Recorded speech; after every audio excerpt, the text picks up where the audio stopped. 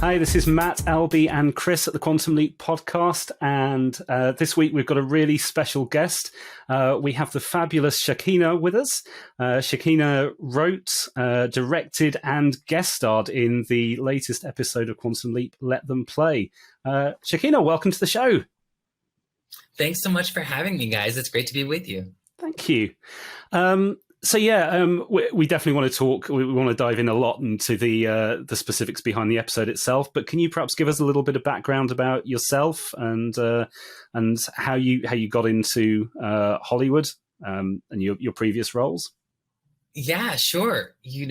I'm an actress and a writer and director and activist, and I got to do all of that in this one episode. But it took a long time to figure out how to build a career, on top of all of that stuff.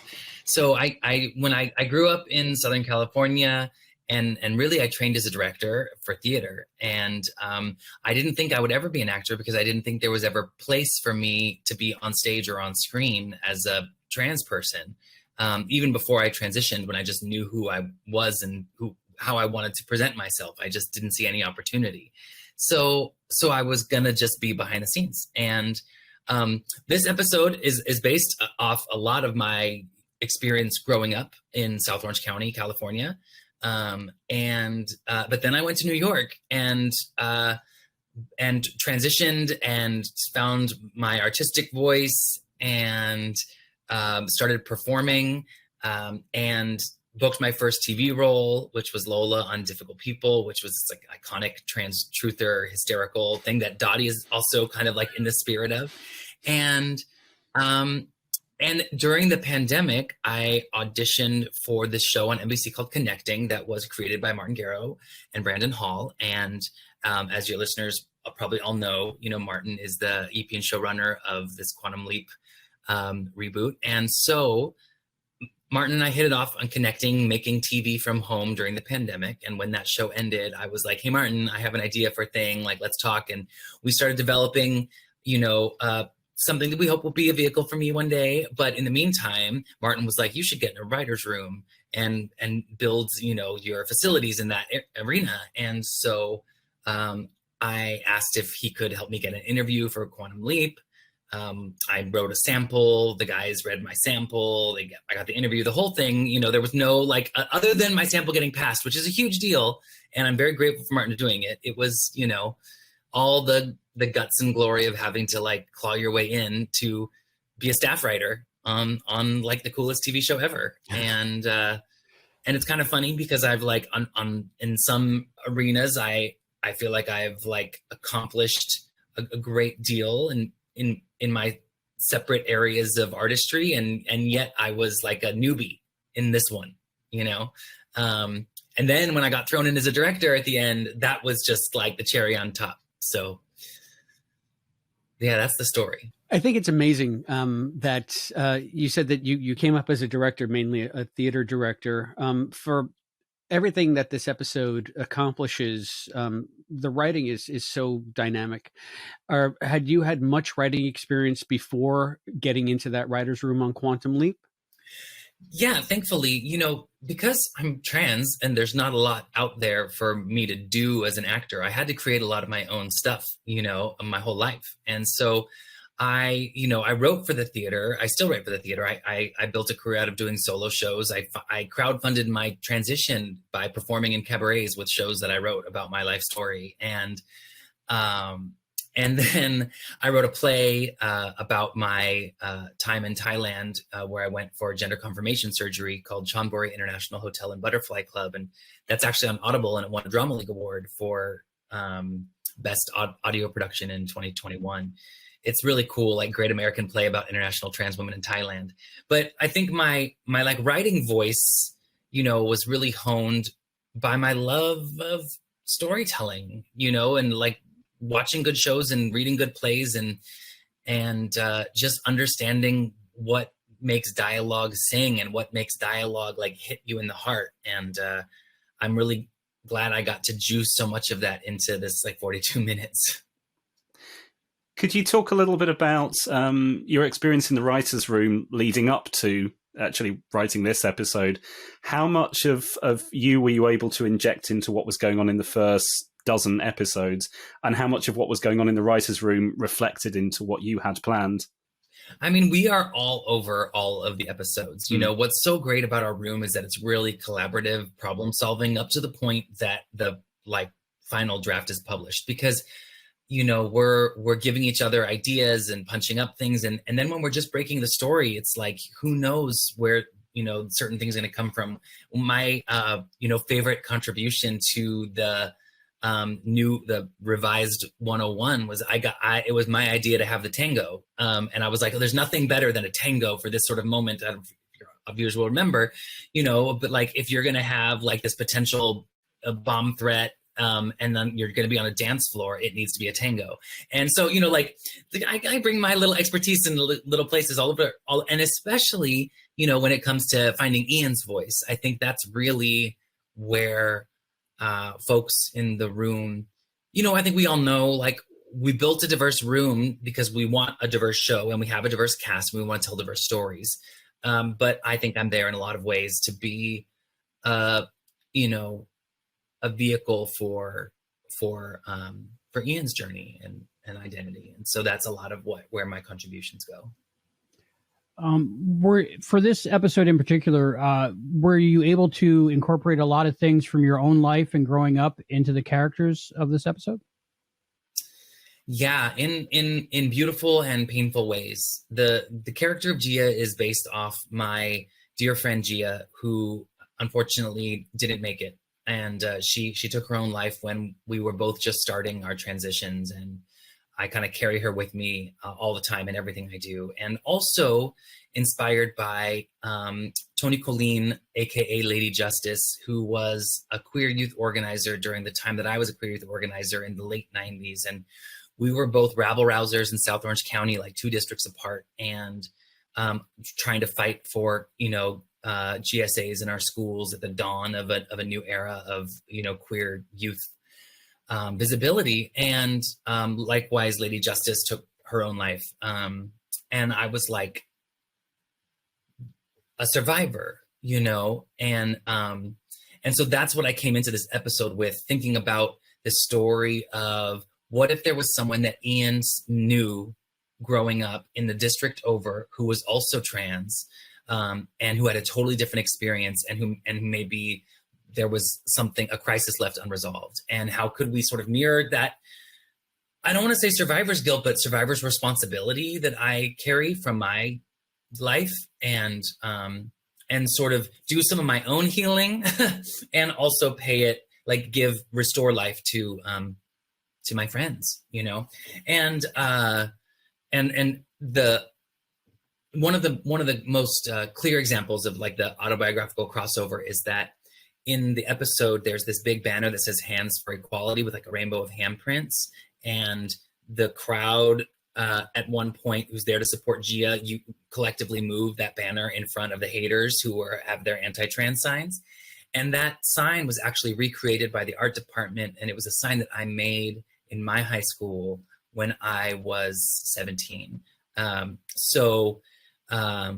You know, it's like really, it was so important to me that like, not only do we tell this story, but we tell the story in such a way where people realize this has been going on a while, you know, like the question of trans kids being safe in school is not new. You know, I went through it in the late 90s. This episode takes place in 2012. We're in 2023, you know, we got to get with the program. Was there anything specifically that you put in the script that made it different from 2023 to actually take place in 2012? Like different things that were maybe less advanced? I know it hasn't hardly moved forward at all with the hate and discrimination, but is there anything that you specifically did to make it a 2012 version of Gia's situation? Well, you know, what's so interesting is that the bigotry has kind of an unchanging face. You know what I'm saying? So the stuff that I experience is no different than like stuff that the people who came before me experienced and stuff that kids today experience in terms of the ignorance. And so what I wanted to do was like create a kind of universal story about being a trans kid and being parents to a trans kid.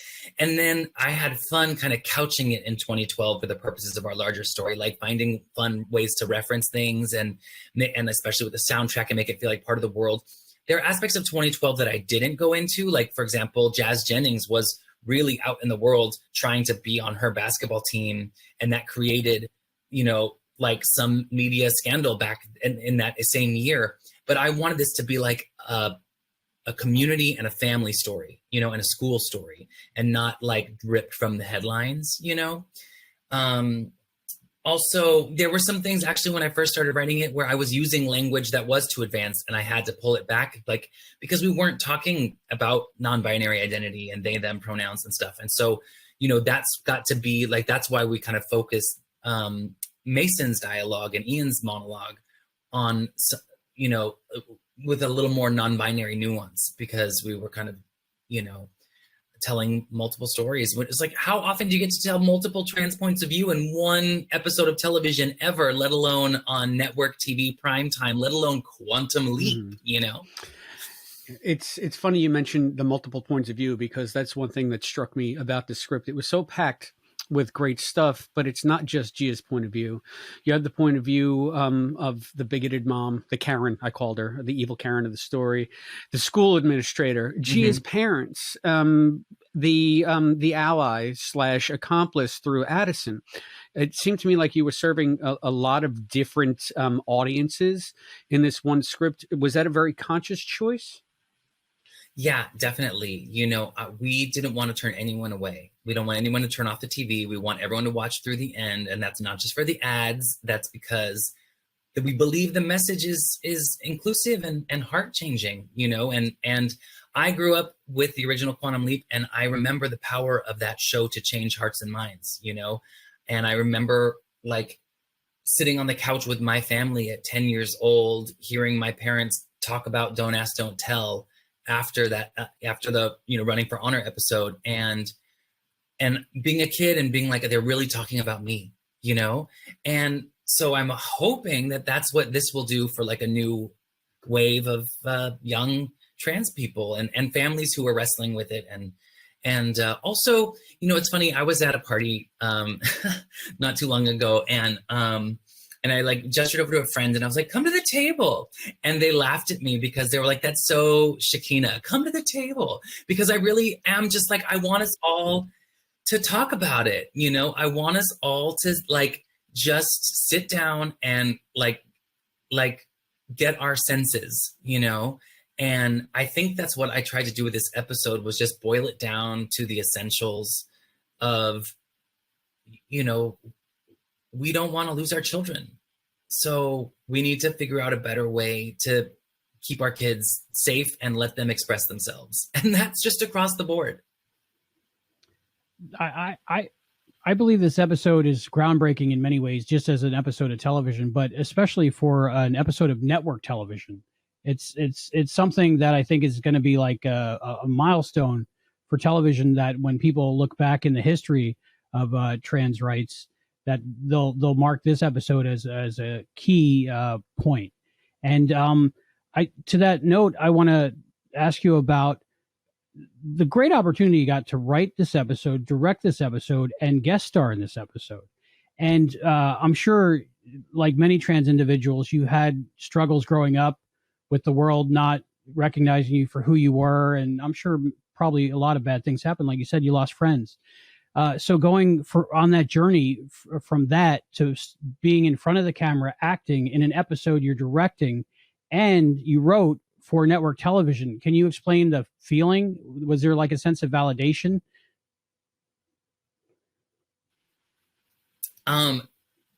It was so exciting. And there was a kind of courage that it took to like face every step of the imposter syndrome, because there were so many first time things for me. And I think the validation didn't come until we finished and I like thought about what I just did, but I'll say that from the beginning, none of it was planned or guaranteed to be the way it was. I mean, even when I got the job in the writer's room as a staff writer, I wasn't guaranteed an episode. I didn't know I'd be writing my own episode first season. I didn't know that NBC, Brian and Steven told me when I first, was in my interview that they were committed to addressing trans topics first season, because obviously Mason was a series regular, but I didn't know the extent to which I would be entrusted to contribute. Then getting this episode, just being like, hey, NBC, can we do an episode about trans kids in sports? I promise it'll be like good and we'll do it right. And that whole battle, I mean, not a battle because it was all collaborative and all positive, but it took a lot more work and a lot more attention to detail and pass-throughs of the script with various people in different offices and consultants with GLAAD, and just making sure that we were really doing it, being intentional about what we were saying and the ways we were representing all points of view, as we said. So then it got written, and in the writing of it, I mentioned to Martin that I wanted to like maybe have a guest star moment this season, but I also thought that I didn't want to be in the trans episode. I thought like, no, like I'm gonna write the trans episode, that'll be the trans episode, and then like, let me just do something fun somewhere else that has nothing to do with whatever. But when we discovered what was going to be happening in the HQ storyline with the character of Dottie, who we just called the poet for the longest time, when we were breaking it, I thought, well, that's what I'm supposed to do. Like, let me turn this mysterious character into a Shakespearean clown and be the comic relief for this really emotionally gripping episode, and just do what I do and make a fool of myself. And I also was a spoken word artist, like when I was like growing up in the 90s, like it was so true. It's like such an authentic part of me up there in those scenes. And then the directing was literally on day one. Unfortunately, Mornike, our episode director, got pulled, and we didn't know what was going to happen. Chris Grismer, who's our producing director, stepped in to finish the day. And then that night there was like, oh, what are we gonna do? Well, Chris will just whatever until Mornike comes back. And then I texted the executive producers, and I said, this whole episode is a put me in coach episode. This is the moment. Like I've accomplished. I've done 30 episodes of TV as an actor. I wrote the episode. I'm the trans one. Like, put me in, coach. And that morning, Martin called me and was like, so you're going to direct. And it was Veterans Day. It was the day we were shooting Caitlin's monologue about being a veteran, and not speaking up for trans rights on Veterans Day. And without the authority of the union or the studio or the network, because they were all closed, I went to set and directed. So, wow. That's how it started. I know we're all thinking this, but let's take a sip of water real quick. You need someone with a lot of directing experience to be able to just jump in and do that with no planning and do a good job of it. I'm absolutely bowled over. I think we all assumed this was all part of the plan, and you'd had weeks to prep for it and had it. Okay, shocked face. Multifaceted. Well, but I will say that Mornike Joella Evans, who is our episode director, my co-director of the episode, I had already let her know about my interest in directing, and was like, can I shadow you? So I was like very aware of her prep process going into it. So I had the advantage of the groundwork that she laid. Also, Anna Mortegi, who is the director photographer for every other episode, like every other literally of this season, was my DP and was such a dream to work with. And truly everybody, I walked in and I was like, I'm going to ask every question, and I'm going to lean on everyone here to tell me what I don't know so that I can do the best job. And the thing is that this episode inspired so much heart from everybody, from the dolly guy to the catering crew to, like the execs, like everyone was just heart in on this episode. And so it was like the obvious thing to do was like support this trans woman and let's go. And like, there was one day, my favorite moment of the whole, like when it really all hit me was when we were shooting in the gym and we were shooting the basketball game. And they had these big windows up behind where the crowd is sitting, and we had, blasting lights coming through. And I like couldn't couldn't see. It was so bright. And I was like, does anyone have a hat or something, you know? And the crane operators were like, Shakina, come on. And they gave me, I wish I had it with me to show you. They gave me like a trucker cap with like the crane company logo on it. And I just started crying because to me, that is like, you know, like I was like, the respect that, you know, establishes, and the teamwork and the camaraderie, and also just the dream of getting to like shoot something with a crane, like that's Hollywood, you know what I mean? So that was the moment for me when they gave me that hat. I was like, I think you also were very fortunate in the fact that you had found, and not you, but the show had found and casted Jocelyn as Gia, because she was an amazing actress, and like so much of the episode revolved around her. It was all on her shoulders, and I think she did such a great job. Was she able to bring any of nuance to it from her experience, from her background? Was there any collaboration there while you were on set? Yeah. I mean, literally from her callback, I was talking with her at her callback, and I was like, you know, like, was there any aspect of Gia's story that you connected with? And she was like, this was literally my life. I came out in high school. I transitioned in high school. My cousins made jokes like these guys make jokes. Like, this is like literally what I went through. And we, you know, something really special that happened on this set, which I think is just a very rare magical thing, is that we had multiple trans women. I mean, you had me and Trace Lissette and Josie Lynn, and then these kids. And like, when we were establishing the tone of a scene, and it was like the three of us talking about how it should go down, no one else in the world could understand the specificity of that, the nuance of that, you know? There's almost an unspoken way in which the guard is lowered and the communication becomes like much more unchecked. You know, the scene with Trace and Josie Lynn, this is a scene that in the driveway is one of my favorite scenes in the episode. We shot on day one. It was Josie Lynn's first scene. It's probably the most intense scene she shoots. And it was the first day. Morinike was directing, and I was there with them as the writer, like on set producing with them. And just watching them have that conversation about what it was like for Trace to drop out and join the ballroom houses, which is Trace's story. You know, it's like, it was a real life moment that hardly ever gets to happen because we don't often have a sense of trans history or intergenerational mentorship. And it's certainly something we don't see on TV, let alone network TV, you know? So it just was like mind blowing to experience. And Josie Lynn is incredible. And I'm so great that the world is going to get to meet her through this. While you were proposing this show, because you had mentioned, you know, this being sort of much, much more than they'll ever usually approach on a network TV show, were there any special hurdles that you guys faced? Any sort of pushback that you had to navigate around to tell the story the way you wanted to tell it?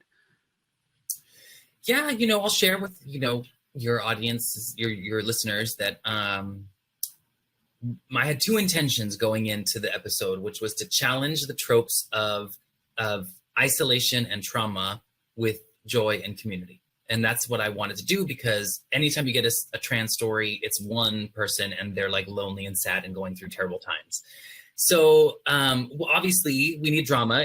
We're a drama show. It's 10 p.m. We got to have like reason to tune back in after the commercial break. But I didn't want to rely on those tropes.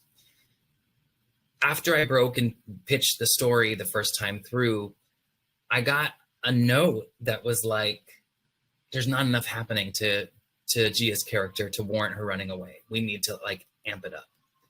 And I was like, what do you mean there's not enough happening to her? Like literally every page is heartbreaking for me. And it was so vulnerable for me as the writer and the person who like lived this, because I'm like, don't you see how violent this is? Don't you see how painful and traumatic? And so, you know, kind of against my better judgment and advisement, I created a treatment that was harsher. And everyone read it and it was like, God, no, that's terrible. No one wants to see that. No one wants that. And like, I was like, thank you. Like, this is not where, you know, and sometimes you have to go down those roads to find where you're going, you know, but the difference is, I'll say that, you know, it's one thing if you're like, oh, we need to solve a problem in our plot. So should it be A or B? Let's write it and figure it out and go the other way. It's another thing if you're like, can you trudge up all your trauma and then make it worse and more painful? Never mind, we don't need you to do that. And I was like, oh, you know, like it was a lot. It was very exhausting. You know, but it was also so incredible to be like in the principal's office, like rewriting the scene. Like I didn't play sports, but I got kicked out of schools, you know, schools. And so like, I like to be in that principal scene and working with Josie Lynn and Lucy about like just rewriting my own history through the story that I was telling with these girls. And then in a real high school, you know, like it was just so meta. And then I was like, this is literally, I'm quantum leaping as I'm creating Quantum Leap because I'm rewriting my own history and changing my present. Like, what is going on? And were you also conscious throughout that there's kids today going through that exact situation, and hopefully by seeing this happen on screen, you're then changing their future? Yeah, well, I'm pleased to say that on Friday, I'm going back to Verdugo Hills High School where we shot with all the girls from the basketball team. And we're doing a screening for the kids because we were like, we were in your home for a week making this thing. Do you want to see what we made?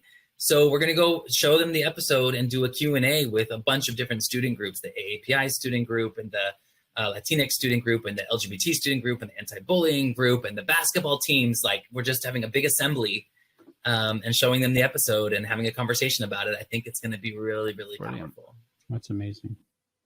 I have a few nerdy, technical, and time travel questions since we have the writer here of the episode. One little technical one. When I was watching the basketball scenes, it really evoked memories of the leap home. Was that in the same gymnasium, or was it lit or designed to look similar? No, was I just feeling it?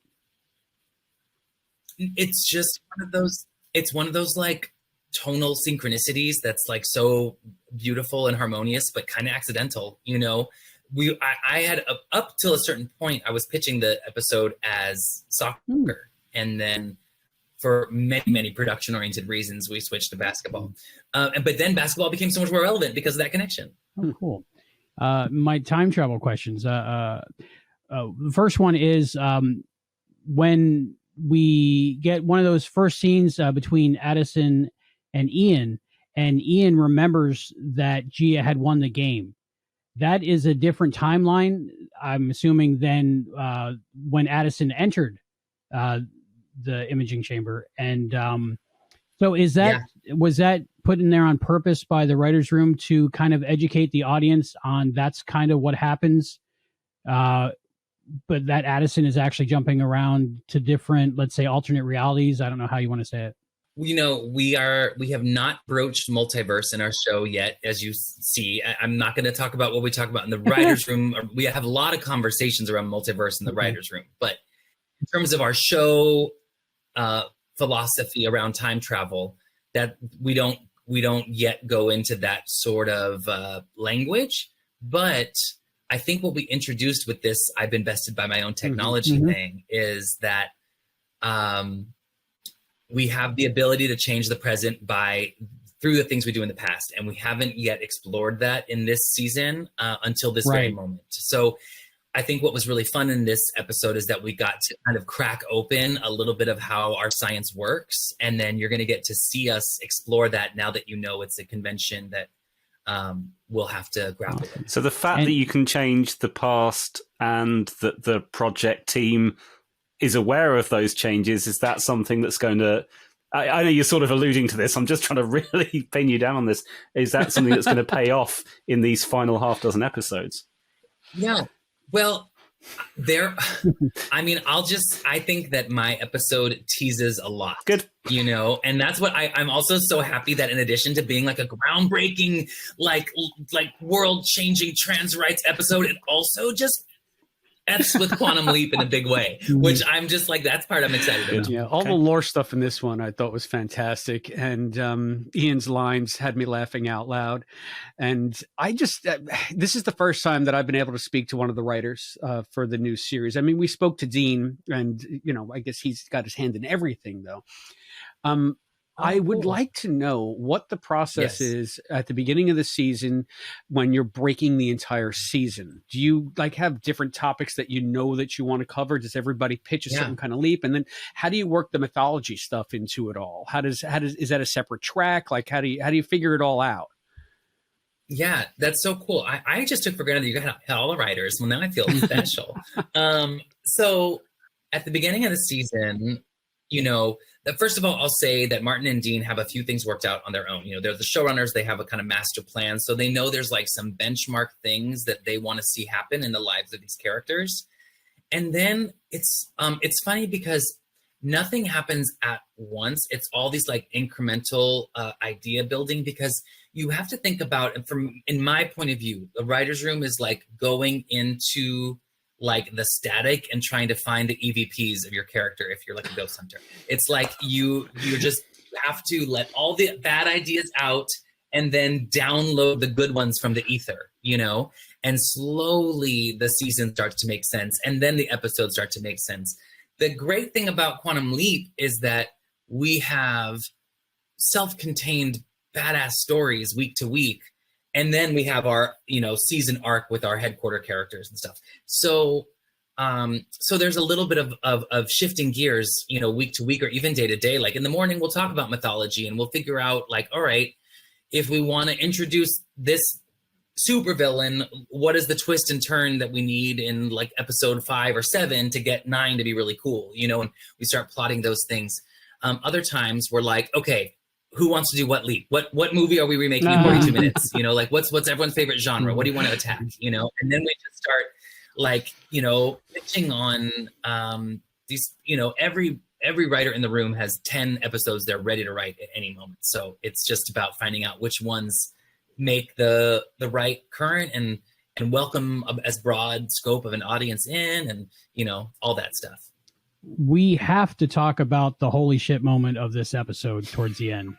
When your character of Dottie pulls out that pad and we're all, racing through our heads, who could this be? Who could this be? And we're assuming probably Ben, but who could it be? Sam, who knows? And it's Ian. Holy crap. Can you talk about where that idea came from? How long ago did you have it? Was it always in this episode? I just want to know everything. You can tell us.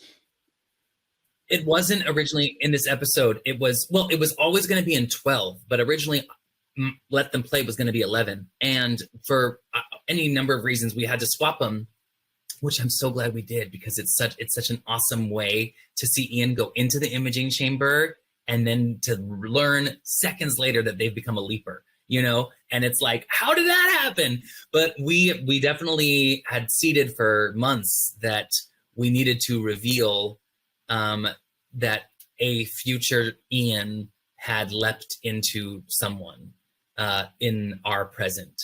And that was something we knew that we were trying to figure out when we were going to reveal. And then, like I was saying earlier, this character that we had we just called the Poet. And as we got into it, I just kept pitching that the Poet was so absurd and dumb and thought just really a ridiculous kind of clown fool, archetypally, and which is not something we do a lot on our show. We our show is very, very funny, but it's mostly kind of snide and snarky and quick and quippy. And to have a kind of just straight up comic relief character, it took a little encouraging. Like I said, nothing was guaranteed. We had to pitch it up to the network. I didn't have to audition for it or anything, but we had to get approval all the way up. Can Shakina play this part? Can we do it this way? Even to the point of my decision to transform my appearance throughout and kind of deconstruct what we think of, a trans person needs to look like. So yeah, it all came together, again, synchronistically. Did you dig out all your old poetry books from when you were doing performative poetry and find the worst ones you could? Which overlaps with what I was about to ask. Is there a actually- full version of that Febreze poem kicking around? Because So no, the Febreze poem. So basically, I improvised the first line of every shot. Like they just would tell action, and I would just start. And so the Febreze line was such a winner that I was like, "Can you just add it back?" But that's from a different take. But it was such a good line that I was like, "It's so good." No, I don't need to look far to all my earnest high school poetry lives in my heart rent free. So I had it right there, and yeah, it was so much fun to do. But what I love about it too is that if you listen to it, I'm really trying to say something meaningful. I'm just being a dumbass while I'm doing it, but it's like, I am the other and the other is me. I am another and the other is we. Like it's really the message of what Quantum Leap is like trying to teach people, and what I think can save trans kids. So literally, it's all woven together. And just for the record, I was really referring to the Febreze part of it and the toast. I think you said something about smelling toast, but no, the other is me, and the other. To me, that was just loneliness, but I called it toast. Yeah. Yes. But the other part, the other is Yes. we, is the other is me. I thought that was pure Quantum Leap. I mean, that it dovetailed so well with the themes of the episode, but with the themes of the series overall, and that's another thing this episode did amazingly, right? Is bringing together some of the the more complex themes of Quantum Leap with the journey that Ben's on. And I liked how you had Ben try to tell his story by proxy, and how Gia just shut him down. Yeah. Because I'm sure it's all very nice, but how is this relevant? And it's another learning moment for the trans parents in this. They had a journey as well. And the fact that even though they're supportive, there could be a detrimental effect on her life without even realizing it. I thought that was an amazing turn in the episode. Well, I just wanted it to like overflow with compassion. That's what I wanted. And first of all, which I think is a quality of Quantum Leap, and I wanted to create a quintessential Quantum Leap episode. I don't know how many episodes of the show I'm gonna get to write. What a gift. We didn't know if we were gonna get renewed. Like I wanted to write the episode that felt like the Quantum Leap I knew and remembered and loved, and then I didn't want I didn't want there to be a shameful villain. Even Margie, the Karen character, like she has a turn because I think ultimately parents are just trying to protect their kids, because it's a scary world out there and it's a scary time to be a parent, and it's a scary time to go to school, and so I guess I was just trying to like filter out some of the noise and get to the place where these characters are feeling, because that's how we really affect each other and how we communicate, and how we change things is like by changing the way someone feels about something. And so, getting to see all the characters in Gia's life, learn from her how to show up in a way that's more affirming and supportive is hopefully gives a kind of prismatic access to that same topic for our audiences. With this episode, I think you've made a fan for life right here. You mentioned you wanted to make it the Quantum Leap you remember, and I really felt this was the most Quantum Leap episode of the new series. It really hit it out of the park. It's going to be one of those episodes that people think about when they think about Quantum Leap, looking back in the future. So I would just want to thank you for making this beautiful piece of art. Thanks, Albie. I really appreciate that. And I really am honored to be a link in the chain, because I just think it's when you believe in storytelling that can change the world, your greatest wish is that your story goes out there and makes someone else tell their story, and onward and onward. And the fact that I'm here alive, writing and directing and producing and guest starring in Quantum Leap, when the show gave me a little bit of courage, when I was a child, it's like, that's magic. And I'm just so happy that I'm part of it. I want to ask so many questions about, because you're talking now about the legacy of the show and the magic of the show. And, we've seen some connective tissue between this build of Project Quantum Leap and, name dropping at least of Sam and Al and Magic's experience. Is there any plan to bring the two series closer together? Because aside from just some mentions, there's not a lot that's the same. Even the build is different. The technology seems to be different. Ben is sleeping outside of his own lifetime. Ian apparently can just walk into the imaging chamber and see everything. It's in many ways, it's worlds apart from the original. And I want to know if there is even any discussion in the writer's room. How conscious is that decision? And are you cognizant of the separations and the similarities? Yeah, I think we're really conscious of it in a couple different ways. We talk about, even in story, we'll talk about, okay, well, the old Quantum Leap would have done this. So what do we do?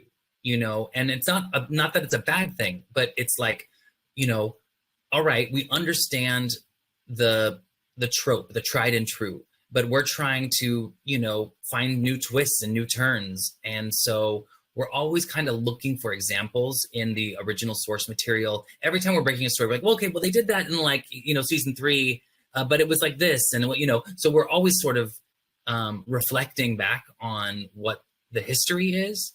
And in terms of the empathy, compassion, humanity of the show, that is why everyone's in the room. I mean, that's why everyone took the job, and that's why we show up every day, and why we spend countless hours trying to hone these stories, because even the ones that feel like they might just be action adventure-y, not so heart and soul, we're trying to grapple with an aspect of humanity, and we hope that translates to our audience. So that is essential. And then in terms of the mythology and the tech and the science and the characters of the original, it's a dance. And a lot of those decisions are way above my pay grade. But I will say that as we've started to break season 2, there are some really cool threads that we're weaving that, as you said, pull the old season and the new season closer together, and the new series closer together. And I think as you see the groundwork laid for that, I hope that you'll feel rewarded by the Easter eggs and enheartened by the way that we embrace the legacy of the show. Hey, I'm easy. I'm just happy when I hear a Hanna-Barbera sound effect coming out of the hand link. So it's very easy to get me.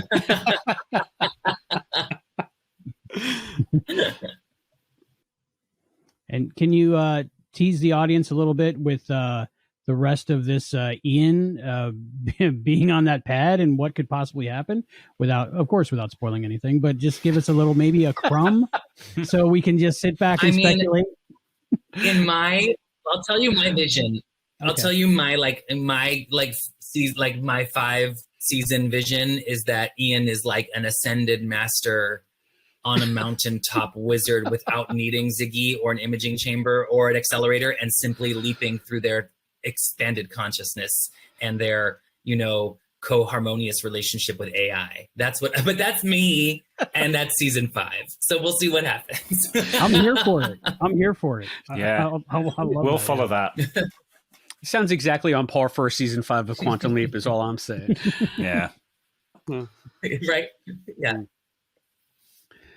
So we've discussed so many different aspects of the writing process in this episode in general. Are there any other aspects of this production or the show that we haven't touched upon that you'd like to tell us about? Yeah, and I just think, I'd like to leave your listeners with, this kind of reality check. As much as we're talking about a really great, fantastic work of science fiction, that just in the last couple of weeks that we've been prepping to release the episode, 4 different states have passed laws prohibiting trans kids from playing sports at school. So it's so real, the issue that we're talking about. It's so present and it's so painful and unnecessary. And I just hope that, people who might not have been exposed to this issue before and who are fans of Quantum Leap and who found the heart of this story moving might think about how they can act locally to make sure that the trans kids in their neighborhoods, like Addison says, like you can only be in charge of the people who are under your command. You can't change everything, but you can help where you can. So, how can you make sure that the trans kids in your community are safe? How can you make sure that the parents of trans kids in your community have the support they need to be good parents? That's everybody's, job to ask that question. Very well said. And I think you've also created an hour of TV that is going to validate and help a lot of trans kids feel seen, which in itself is just marvelously important and amazing thing to have done. Thank you. Yeah, hope so. So Shakina, once again, thank you so much for giving us so much of your time and sharing so much of your personal story. My pleasure. Thanks for having me, guys.